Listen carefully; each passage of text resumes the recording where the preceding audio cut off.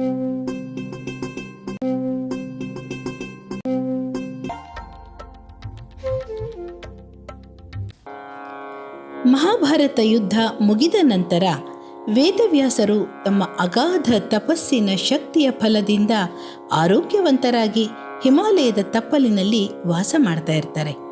ಆ ಸಮಯದಲ್ಲಿ ಸೃಷ್ಟಿಕರ್ತ ಬ್ರಹ್ಮದೇವ ಮಹಾಭಾರತ ಯುದ್ಧದ ಕುರಿತು ಒಂದು ಕೃತಿ ರಚನೆ ಆಗಬೇಕು ಅಂತ ಅಂದ್ಕೊಳ್ತಾನೆ. ಈ ಶ್ರೇಷ್ಠ ಕೃತಿಯನ್ನು ಬರೆಯೋದಕ್ಕೆ ಆ ಮಹಾಯುದ್ಧದ ಪ್ರತ್ಯಕ್ಷದರ್ಶಿ ಮತ್ತು ಅಲ್ಲಿ ಬರುವ ಪ್ರತಿ ಪಾತ್ರವನ್ನು ಹತ್ತಿರದಿಂದ ನೋಡಿರುವ ವೇದವ್ಯಾಸರಿಗಿಂತ ತಕ್ಕ ವ್ಯಕ್ತಿ ಇನ್ನೊಬ್ಬರಿಲ್ಲ ಅಂದ್ಕೊಂಡು ವೇದವ್ಯಾಸರ ಎದುರು ಬ್ರಹ್ಮದೇವ ಪ್ರತ್ಯಕ್ಷನಾಗಿ ಈ ಕೃತಿಯನ್ನು ರಚಿಸೋದಕ್ಕೆ ಕೇಳ್ಕೊಳ್ತಾನೆ. ಅದಕ್ಕೆ ಒಪ್ಪಿದ ವ್ಯಾಸರು ತಾನು ಹೇಳಿದ್ದನ್ನು ಬರ್ಕೊಳ್ಳೋಕ್ಕೆ ಒಬ್ಬ ಲಿಪಿಕಾರನ ಅಗತ್ಯವಿದೆ ಅಂತ ಹೇಳ್ತಾರೆ. ಅದಕ್ಕೆ ಬ್ರಹ್ಮದೇವ ಈ ಕೆಲಸಕ್ಕೆ ಪ್ರಥಮ ಪೂಜಿತ ಗಣಪತಿಯೇ ಯೋಗ್ಯ ಅಂತ ಹೇಳ್ತಾರೆ. ಆಗ ವ್ಯಾಸರು ತಮ್ಮ ಕೃತಿ ರಚನೆಯ ಕೆಲಸಕ್ಕೆ ನೆರವಾಗುವಂತೆ ಗಣಪತಿಯನ್ನ ಕೋರಿ ಮತ್ತೆ ತಪಸ್ಸಿಗೆ ಕೂತ್ಕೋತಾರೆ.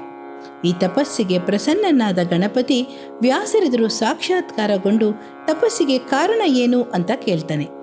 ಆಗ ವ್ಯಾಸರು ಬ್ರಹ್ಮದೇವರಿಂದ ನಿವೇದನೆಗೊಂಡ ಮಹಾಭಾರತ ರಚನೆಯ ಕಾರ್ಯವನ್ನು ಹೇಳಿ ಅದಕ್ಕೆ ಸಹಾಯ ಮಾಡುವಂತೆ ಕೇಳ್ಕೊತಾರೆ. ಇಂತಹ ಅದ್ಭುತ ಕೃತಿಯನ್ನು ರಚಿಸುವ ಶಕ್ತಿ ವೇದವ್ಯಾಸರಿಗಿದೆ ಅಂತ ಗೊತ್ತಿದ್ರೂ ಅವರನ್ನು ಪರೀಕ್ಷಿಸುವ ಸಲುವಾಗಿ ಗಣೇಶ ಒಂದು ಷರತ್ತನ್ನು ವಿಧಿಸ್ತಾನೆ. ವ್ಯಾಸರು ಯಾವುದೇ ಕಾರಣಕ್ಕೂ ಕಥೆ ಹೇಳುವುದನ್ನ ಮಧ್ಯದಲ್ಲಿ ನಿಲ್ಲಿಸಬಾರದು. ನಾನು ಯಾವುದೇ ಕಾರಣಕ್ಕೂ ಬರೆಯುವುದನ್ನ ನಿಲ್ಲಿಸೋದಿಲ್ಲ. ಅಕಸ್ಮಾತ್ ಅವರು ಕತೆ ಹೇಳೋದನ್ನ ನಿಲ್ಲಿಸಿದರೆ ಆ ಕ್ಷಣವೇ ನಾನು ಬರೆಯೋದನ್ನ ನಿಲ್ಲಿಸಿ ವಾಪಸ್ ಹೊರಟೋಗ್ತೀನಿ ಅಂತ ಹೇಳ್ತಾನೆ. ವ್ಯಾಸರಿಗೆ ತಮ್ಮ ಶಕ್ತಿಯ ಅರಿವಿದ್ದರೂ ಗಣಪತಿಯ ವೇಗಕ್ಕೆ ಕತೆ ಹೇಳಲು ಸಾಧ್ಯನಾ ಅನ್ನುವ ಒಂದು ಅನುಮಾನ ಮೂಡುತ್ತೆ. ಅವರು ಅದಕ್ಕೆ ಒಂದು ಉಪಾಯವನ್ನು ಕಂಡುಕೊಳ್ತಾರೆ.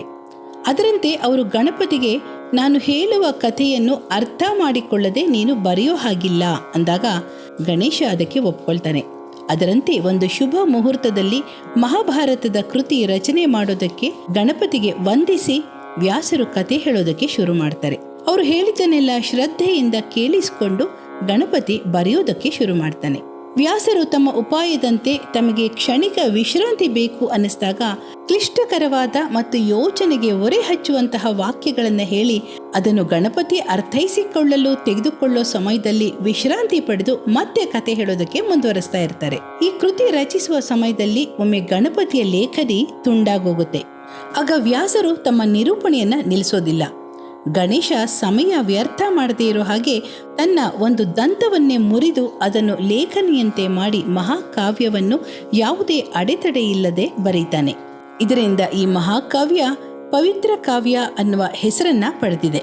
ಹೀಗೆ ವರ್ಷಗಟ್ಟಲೆ ವ್ಯಾಸರು ಕತೆ ಹೇಳುವುದು ಮತ್ತು ಗಣಪತಿ ಅದನ್ನು ಬರೆಯುವುದು ಮುಂದುವರಿದು ಶ್ರೇಷ್ಠ ಕೃತಿಯ ರಚನೆ ಆಯಿತು.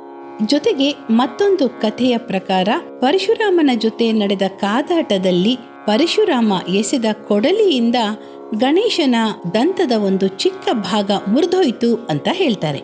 ಹಾಗೆ ಚಂದ್ರನ ಜೊತೆ ನಡೆದ ಒಂದು ವಾಗ್ವಾದದಲ್ಲಿ ಗಣೇಶ ಸಿಟ್ಟಿನಿಂದ ತನ್ನ ದಂತದ ಒಂದು ಭಾಗವನ್ನ ಮುರಿದು ಚಂದ್ರನ ಕಡೆಗೆ ಎಸೆದ ಅಂತಾನೂ ಹೇಳ್ತಾರೆ. ಕೊನೆಯಲ್ಲಿ ಮಹಾಭಾರತ ಬರೆಯೋದಕ್ಕೋಸ್ಕರ ತನ್ನ ದಂತವನ್ನ ಪೂರ್ತಿಯಾಗಿ ಮುರಿದು ಅದನ್ನು ಲೇಖನಿಯಂತೆ ಬಳಸಿ ಮಹಾಭಾರತವನ್ನ ಪೂರ್ಣಗೊಳಿಸ್ತಾನೆ ಗಣೇಶ. ಹೀಗಾಗಿ ತನ್ನ ದಂತವನ್ನ ತಾನೇ ಮುರಿದುಕೊಂಡು ಏಕದಂತನಾದ ನಮ್ಮ ಗಣೇಶ.